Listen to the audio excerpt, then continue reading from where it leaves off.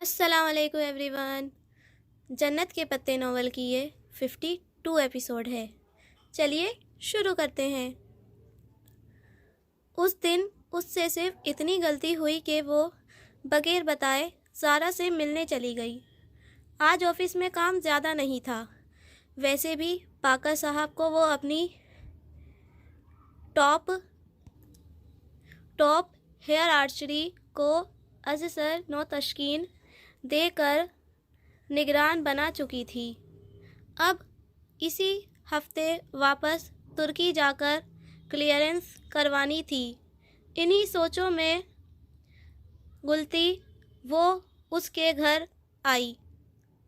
ज़ारा अंदर कमरे में है। फारीना वगैरह आई हुई हैं। तुम अंदर चली जाओ। ज़ारा की मम्मी उसे दरवाजे पे ही मिल गई। वो कहीं जाने के लिए निकल रही थी। खुश अखलाकी से बताकर वो बाहर निकल गई। वो सर हिलाकर अंदर आ गई। ज़ारा का कमरा कॉरिडोर के आखिरी सिरे पे था। घर में खामोशी थी। कमरे से बातों की आवाज़ें आ रही थीं। फारीना और मशाल की आवाज़ें, उसकी क्लास फेलोज़ और फ्रेंड्स।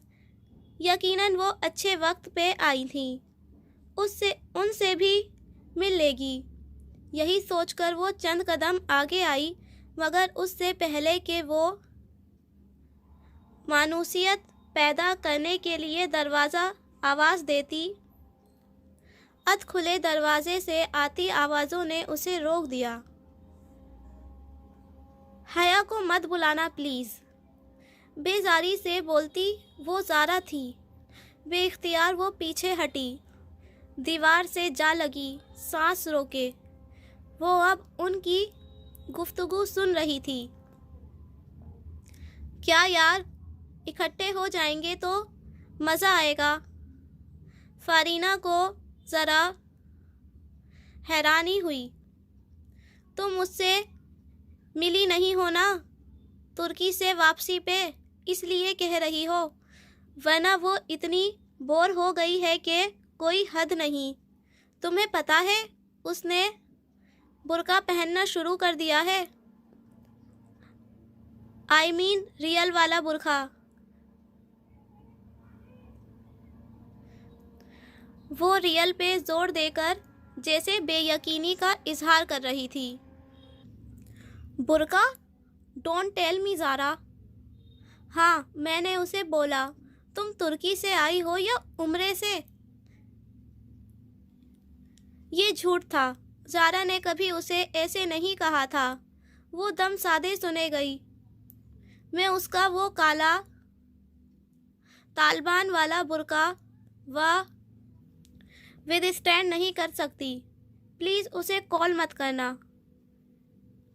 उसे देखकर मेरा दम घुटता है। पता नहीं उसका अपना क्या हाल होता होगा। खैर, हया को मैं जितना जानती हूँ, इस लिहाज से उसने बुर्का भी डिज़ाइनर लिया होगा। ब्रांडेड बुर्का, शायद फैशन में कर रही होगी। अब मज़ीद खड़े होना खुद को जलील करना था। वो बिना चाप पैदा किए वापस पलट गई।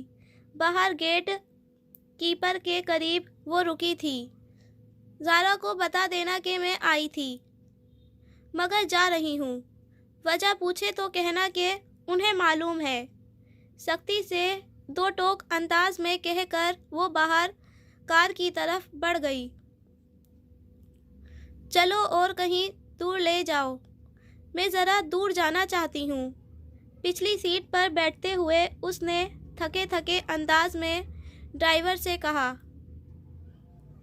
जिसने सर हिलाकर कार स्टार्ट कर दी। उसने सर सीट की पुश्त से टिकाकर आंखें मूंद ली। गर्दन के पिछले हिस्से और कंधों पर अजीब सा दबाव महसूस होने लगा था, जैसे अब आसाब थकान का शिकार हो रहे हों। वो इंसान ही थी। उसकी कुव्वत बर्दाश्त और आसाब की मजबूती की भी एक हद होती है। इससे ज़्यादा वो प्रेशर नहीं ले सकती। हर दरवाजे से धुतकारे जाना, हर जगह से ठुकराए जाना, हर दोस्त का छूट जाना, क्या मुश्किलात की कोई हद थी? सब्र, सब्र, सब्र। इंसान कितना सब्र करे? एक निकाब ही तो करना शुरू किया था उसने। एकदम से इतने चेहरों से निकाब कैसे उतर आए? ड्राइवर बेमकसूद सड़कों पे गाड़ी चला रहा था। बहुत देर बाद जब उसका सर दर्द से फटने लगा तो उसने घर चलने का कहा। अब्बा कमरे में थे। आज टेक लगाकर बैठे थे, ऐनक लगाए अखबार देख रहे थे। उसने दरवाजे की जद से उन्हें देखा। एक थकी थकी सी मुस्कुराहट उसके लबों पे बिखर गई। फिर वो उन्हें बिना तंग किए अपने कमरे में चली आई। ज़ारा की बातों ने इतना डिस्टर्ब किया था कि वो रात का खाना भी नहीं खा सकी। फातिमा ने पूछा, इनका रवैया ज़रा बेहतर था। आखिर माँ थी, मगर उसने भूख ना लगने का बहाना कर दिया और ऊपर छत पे चली आई। केन का झूला वीरान पड़ा था। वो उस पे आ बैठी तो धीरे से बहुत सी यादें सामने दीवार से लगे अब्बा के गमलों के ऊपर साए बन कर नाचने लगी। आज चांद की रोशनी काफ़ी तेज़ थी। पौधों के पत्ते चमक रहे थे। उसे सबांची में झील के किनारे पे छाई चांदनी के तह याद आई और चांदनी के मुजस्समे और उस जगह बैठा वो शख्स जो खामोशी से उसकी कहानी सुने गया था मगर अपनी नहीं सुनाई थी। वापस जाकर फ़ोन भी नहीं किया। वो था ही ऐसा। फिर भी वो उससे उम्मीद वाबस्ता कर लेती थी। पागल थी वो। बहुत देर झूले पे बैठी अब्बा के गमलों को देखती रही। अब बीमार पड़े तो मुलाजमिनों ने भी उनका ख्याल रखना छोड़ दिया था। वो मुंडेर की सामने वाली दीवार के साथ रखे थे। उनके और मुंडेर के दरमियान करीबन 4 गज चौड़ा हिस्सा था। वो छत का पिछला हिस्सा था। टेरिस दूसरी तरफ था। वो अब टेरिस पे नहीं बैठती थी कि वहाँ बेपर्दगी होती थी। सामने घरों में नज़र आता था। अल्लाह अल्लाह, फिर पर्दा। उसने बददिली से सर झटका। नहीं, वो अपने पर्दे से तंग नहीं पड़ रही थी, मगर फिर वो बेजारी क्यों महसूस कर रही थी? अपनी सोचों से उकता कर वो एकदम खड़ी हुई और अंदर जाने के लिए दरवाजे की तरफ बढ़ी, मगर फिर रुक गई। गमलों और मुंडेर के दरमियान कुछ था, कुछ चमकता हुआ। कौन? वो ज़रा चौकन्नी होकर पीछे हुई। कोई है? वहाँ हर तरफ सन्नाटा था, खामोशी, अंधेरा, कुछ भी नहीं था। फिर शायद उसका वहम हो। उसने सर झटक कर फिर से कदम अंदर की जानिब बढ़ाने चाहे, मगर लम्हे भर को फिर से कुछ चमका। कौन? कौन है? वो बिलाखिर सांस रोके साकिन खड़ी पलके सिकोड़े उस जगह को देखे गई। उसे डर नहीं लग रहा था। वो बिल्कुल भी खौफजदा नहीं थी। उसने खुद को बताने की कोशिश की, मगर फितरी खौफ ने उसे छुआ था। फिर वो कुछ सोचकर आगे बढ़ी। गमलों की कतारों के साथ चलती वो आखिरी गमले तक पहुंची, जिसमें लगा मनी प्लांट। डंडी की मदद से करीबन 6 फुट ऊंचा खड़ा था। वहाँ कुछ भी नहीं था, मगर कुछ था। किसी एहसास के तहत वो ज़रा सी आगे हुई और फिर एकदम रुक गई। खुदाया! वो जैसे करंट खाकर 2 कदम पीछे हटी और फिर बेयकीनी से फटी फटी निगाहों से गर्दन ऊंची करके देखा। ऊंचे मनी प्लांट से लेकर छत की मुंडेर तक एक अनदेखी दीवार सी बनी थी। मकड़ी के जाले की दीवार, जैसे किसी बैडमिंटन कोर्ट में जालीदार नेट लगा होता है। वो 6 फुट ऊंचा और बेहद लंबा सा जाला बेहद खूबसूरत और शहरंगेज था। उसके ताने बाने बहुत नफासत से बने थे। गो के वो बहुत पतला था, फिर भी चांद की रोशनी किसी खास जाविये से पड़ती तो धनक के सातों रंग चमकते। वो उसे तहीर से देखती उल्टे कदमों पीछे आई। अगले ही पल वो अंदर सीढ़ियों के दहाने पे गुस्से से नूर बानो को पुकार रही थी। जी आई। नूर बानो चौकी में खाने के बर्तन समेट रही थी। भागती हुई बाहर आई। जाओ, कोई झाड़ू लेकर आओ। इतने जाले लगे हैं छत पे, तुम सफाई क्यों नहीं करती ठीक से? पता नहीं उसे किस बात पे ज़्यादा गुस्सा चढ़ा था। उसके तेवर देखकर नूर बानो भागती हुई लंबी वाली झाड़ू लेकर ऊपर आई। इतना बड़ा जाला यहाँ बना ही कैसे? जब नूर बानो इसके साथ बाहर छत पे आई तो वो हैरत और अचंभे से जैसे खुद से बोली थी, हया बाजी, देखे ना, यहाँ की सफाई की जिम्मेदारी नसरीन की है। वो रोज़ छत साफ नहीं करती। मुझे तो लगता है काफ़ी दिन से इधर से गुजरी भी नहीं है। गुजरी होती तो जाला ना बनता।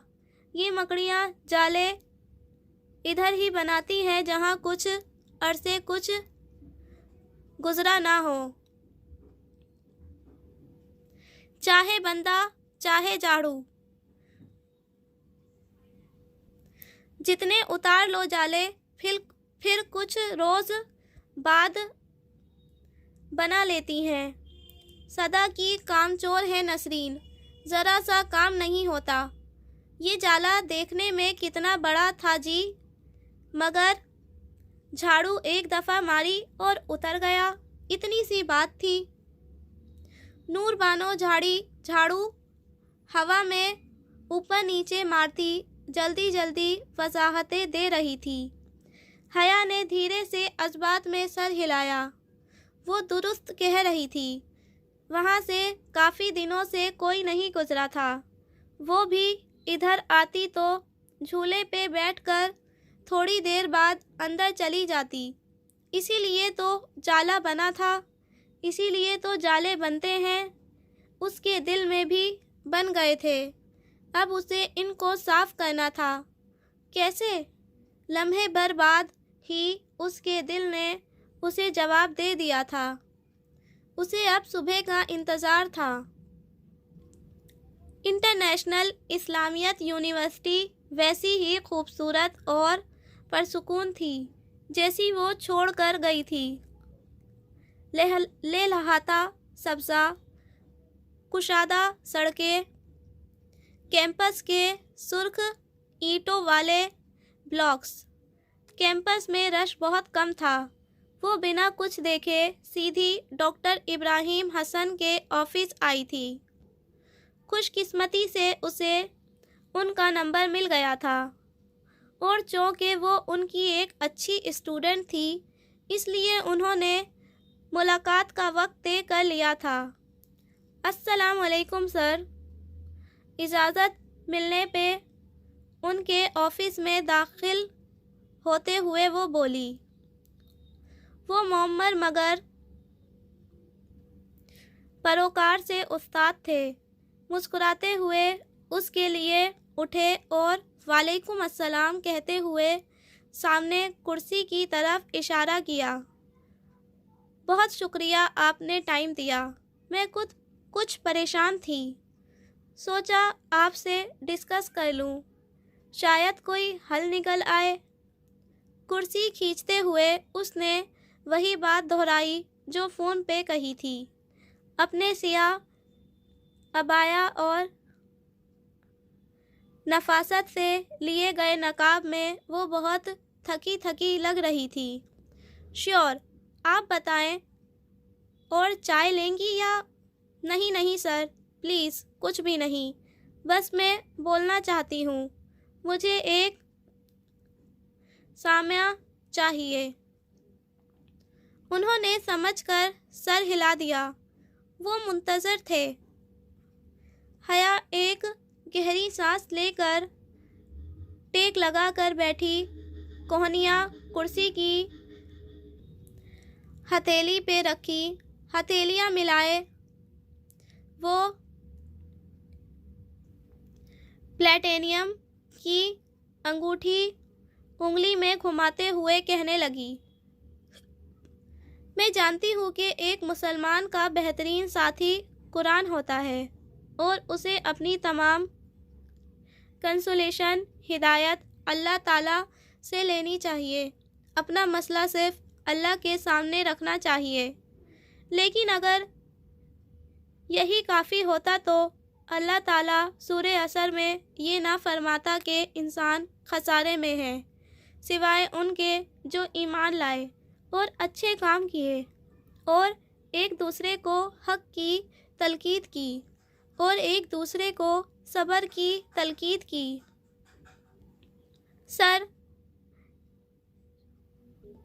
وَالتَّوَاصَوْا بِالصَّبْرِ ہوتا ہے نا، یہ بندے کو بندے سے ہی چاہیے ہوتا ہے، خصوصاً تب جب دل میں مکڑی کے جالے بن جائیں۔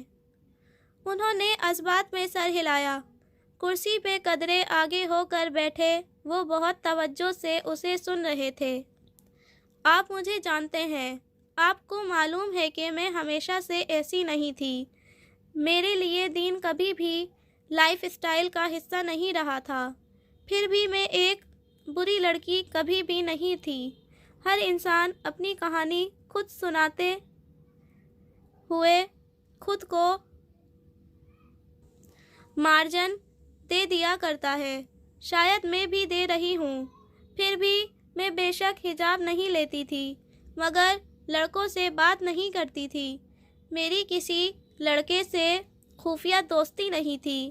میں دکاندار سے پیسے پکڑتے ہوئے بھی احتیاط کرتی تھی کہ ہاتھ نہ چھوئے۔ میرا نکاح بچپن میں ہوا تھا اور میں اتنی وفادار تھی کہ اگر کبھی کسی لڑکے سے یوں ملی تو اسی نکاح کو بچانے کے لیے۔ وہ کہہ رہی تھی اور ہر لفظ سے تکلیف عیاں تھی۔ دل میں چبھے کانٹے اتنے اذیت نہیں دیتے جتنا ان کو نوچ کر نکالنے کا عمل اذیت دیتا ہے۔ پھر میں باہر چلی گئی۔ وہاں بھی دین میرے لیے بس اتنا ہی تھا کہ میلاد اٹینڈ کر لیا اور ٹاپ کپی میں متبرکات دیکھ کر سر ڈھانپ لیا، بس ثواب مل گیا، پھر جو چاہے کروں۔ مگر پھر میں نے محسوس کیا کہ میری عزت نہیں ہے۔ میں نے خود کو بے عزت اور رسوا ہوتے دیکھا۔ میری نیت کبھی بھی غلط نہیں ہوتی تھی، پھر بھی میں رسوا ہوتی تھی۔ تب میری سمجھ میں نہیں آتا تھا کہ یہ کیوں ہوتا ہے۔ پھر اللہ نے مجھے 2 طرح کے عذاب چکھائے، روحانی اور جسمانی۔ پہلے میں نے موت دیکھی اور موت کے بعد جہنم۔ درد سے اس نے آنکھیں میچ لیں۔ بھڑکتا الاؤ، دہکتے انگارے، सब कुछ सामने ही था। मेरी जिल्द पर आज भी वो जख्म ताज़ा है जो उस भयानक हादसे ने मुझे दिए, और तब मुझे समझ आ गया कि अल्लाह की रज़ा सिर्फ तमन्ना और ख्वाहिश से नहीं मिलती। इसके लिए दिल मारना पड़ता है, मेहनत करनी पड़ती है, और मैंने दिल मारा ताकि मेरी आँख में और दिल में और वजूद में नूर दाखिल हो जाए, और मैंने वो सब करना चाहा जो अल्लाह ताला चाहता था कि मैं करूं। मगर तब मुझे किसी ने कहा था कि कुरान की पहेलियां ज़्यादा दिलचस्प होती हैं, और ये कि अहज़ाब में आयत हिजाब उतरना भी एक पहेली है। उसने इस पहेली को यूं हल किया कि हिजाब लेना खंदक की जंग को दावत देने के मुतरादिफ है, जहां किसी अहद में बंदे बनु करीज़ा का साथ छोड़ जाते हैं, जहां जाड़े की सख्ती और भूख की तंगी होती है। और फिर मैंने खुद को उसी खंदक में पाया। अब जब कि मैं इस दूसरे लाइफ स्टाइल को नहीं छोड़ना चाहती तो लोग मुझे इस पे मजबूर कर रहे हैं। मेरे सगे ताया जो अपनी बेटी को सारी उम्र इस्काफ करवाते आए हैं, वहीं उसके खिलाफ हो गए हैं। मैं कैसे इस दिल की फिरानी पे काबू पाऊं जो मेरे अंदर उतर आई है? मैं कैसे इन जालों को साफ करूं? बहुत बेबसी से और शिकस्तगी से कहते उसने अपना सवाल उनके सामने रखा। दिल जैसे एक गुबार से साफ हुआ था, एक बोझ सा कंधों से उतरा था। मैं जहाँ तक आपकी बात समझ सका हूँ, बहुत धीमे मगर मजबूत लहजे में उन्होंने कहना शुरू किया, तो आपके दिल में मकड़ी के जाले इसीलिए बन रहे हैं कि आप लोगों के इन रवैयों को दायमी समझ रही हैं। देखें, कुरान क्या कहता है। एक सूरह है जिसका नाम अनकबूत यानी मकड़ी है। उसमें यही लिखा है ना कि जो शख्स अल्लाह ताला के सिवा दूसरों को अपना कारसाज बनाता है, उसकी मिसाल मकड़ी की सी है जो अपना घर बुनती है, और बेशक घरों में सबसे कमज़ोर घर मकड़ी का ही होता है। तो बेटा, ये जो कारसाज बनाना होता है ना, ये सिर्फ किसी इंसान को खुदा के बराबर समझना नहीं होता, बल्कि किसी को ज़ोर आवर तस्लीम करना और उसके रवैये को खुद पे तारी कर लेना भी होता है। आपने अपने हिजाब के लिए बहुत फाइट की, यानी यही तो औरत का जिहाद होता है, उसकी अल्टीमेट स्ट्रगल। मगर आहिस्ता आहिस्ता फितरी तौर पे आपने ये समझ लिया कि लोगों का रवैया हमेशा यही रहेगा। आपको लगता है वो बदलेंगे? नहीं। उसने नफ़ी में सर हिलाया। मेरे ताया कभी अपनी शिकस्त तस्लीम नहीं करेंगे।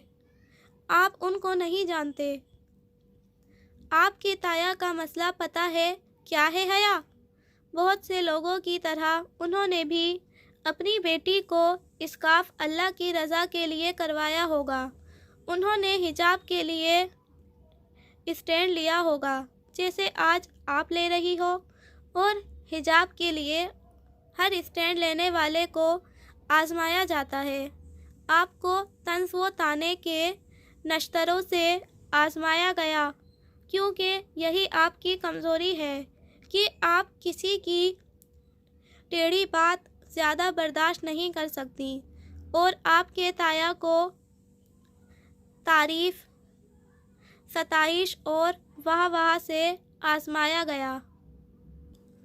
उन्होंने اپنی بیٹی کی بہت اچھی تربیت کی ہے، یہ بات ان سے لوگوں نے کہی ہوگی، اور یوں ان کا کام جو اللہ کی رضا کے لیے شروع ہوا تھا اس میں تکبیر اور خود پسندگی شامل ہو گئی۔ وہ بالکل یک ٹک ان کو دیکھے جا رہی تھی۔ اس نے تو کبھی اس نحس پہ سوچا ہی نہیں تھا۔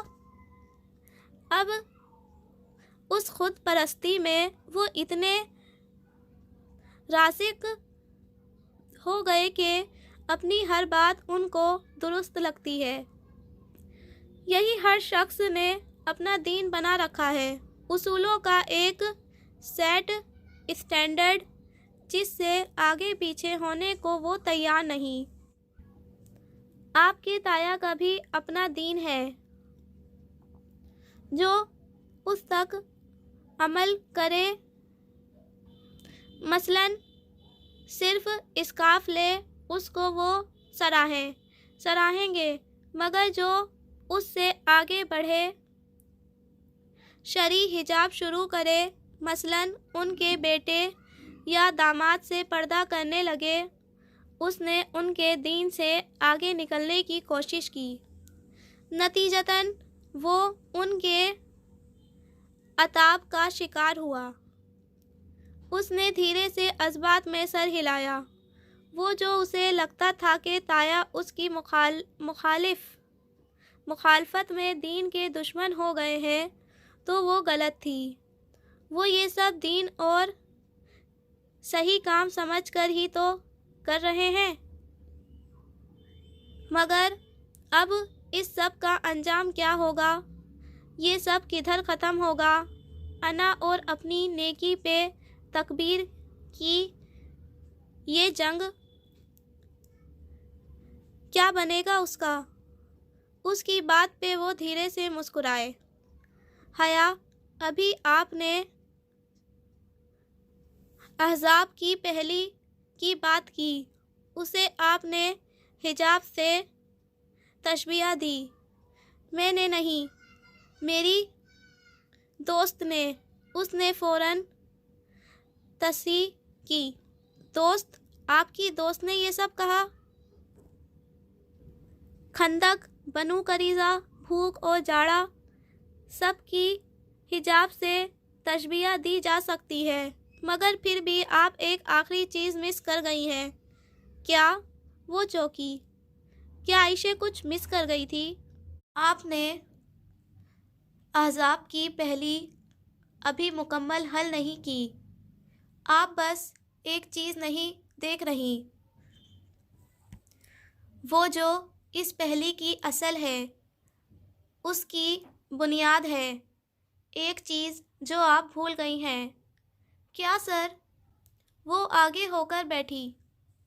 اگر وہ میں آپ کو بتاؤں یا سمجھاؤں تو آپ کو اتنا فائدہ نہیں ہوگا جتنا آپ کو خود سوچنے سے ہوگا۔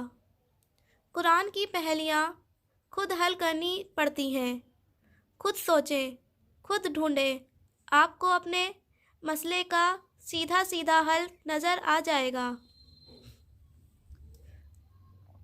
اس نے مسکرا کر سر اسبات میں ہلایا۔ اب اسے پہلیاں بوجھنا اچھا لگتا تھا۔ ٹھیک ہے، میں خود سوچوں گی، مگر سر، لوگ مجھے دقیانوسی کہتے ہیں، تو میرا دل دکھتا ہے، میں اپنے دل کا کیا کروں؟ وہ ایک ایک کر کے دل میں چبھے سارے کانٹے باہر نکال رہی تھی، اذیت ہی اذیت تھی۔ دقیانوسی کیا ہوتا ہے حیا؟ اس نے جواب دینے کے لیے لب کھولے۔ وہ کہنا چاہتی تھی کہ پرانا، بیکورڈ، پینڈو، مگر رک گئی۔ اہل علم کے سوالات کا جواب کسی اور طریقے سے دینا چاہیے۔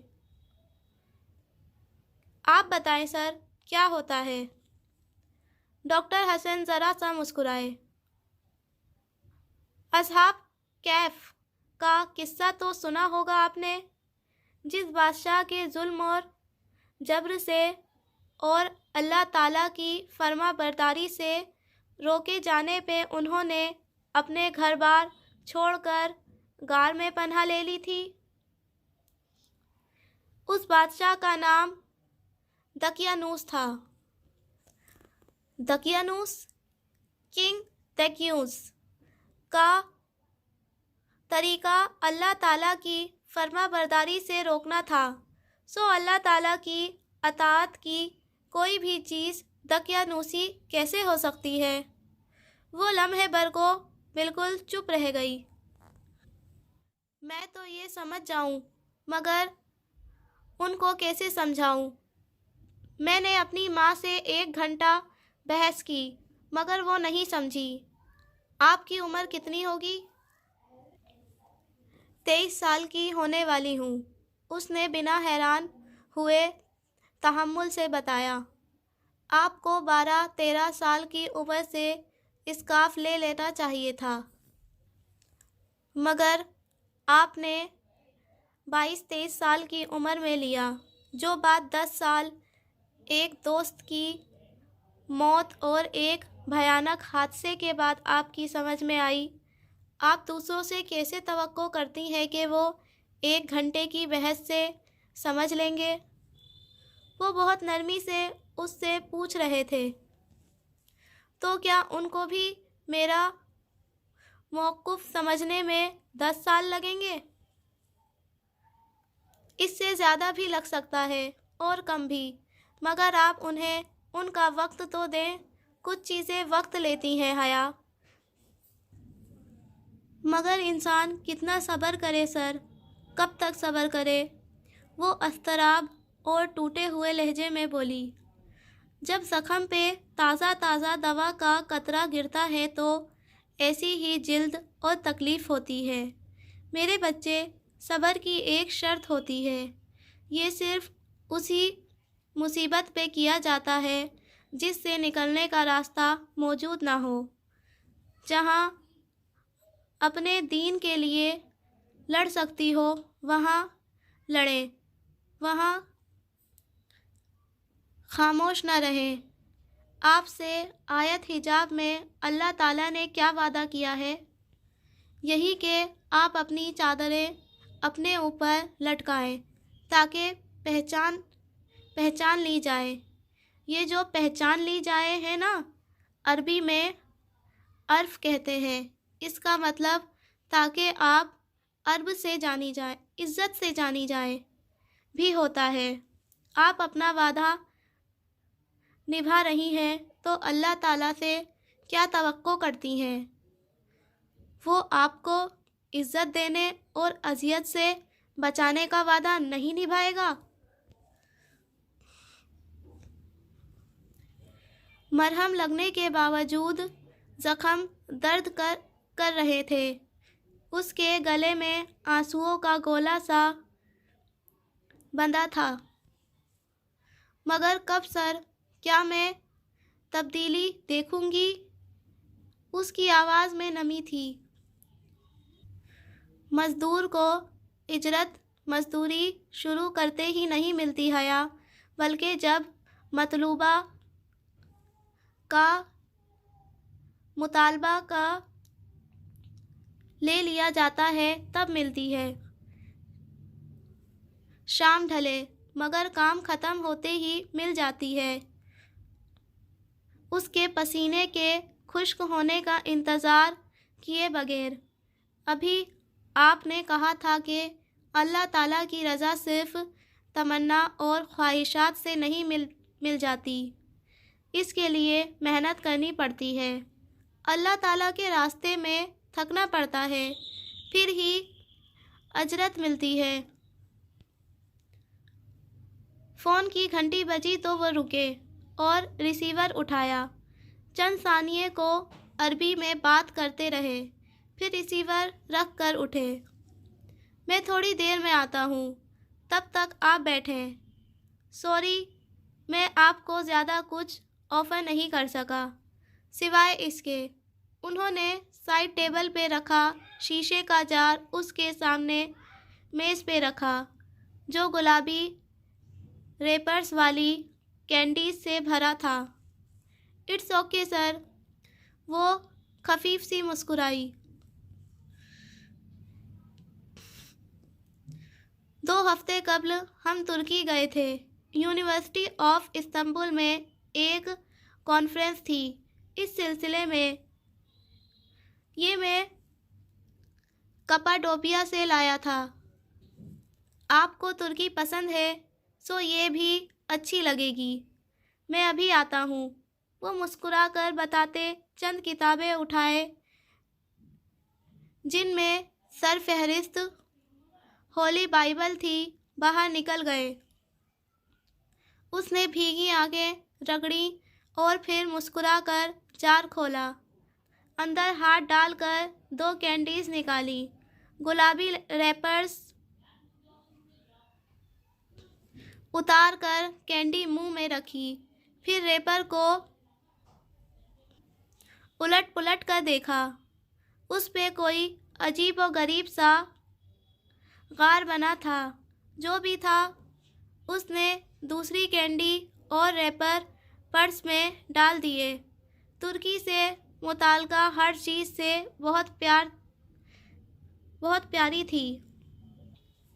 کینڈی کو اپنے منہ میں محسوس کرتے اس نے گردن موڑ کر بند دروازے کو دیکھا جہاں سے ابھی سر باہر گئے تھے۔ کچھ لوگ صرف دین کی وجہ سے آپ کے کتنے قریب آ جاتے ہیں نا۔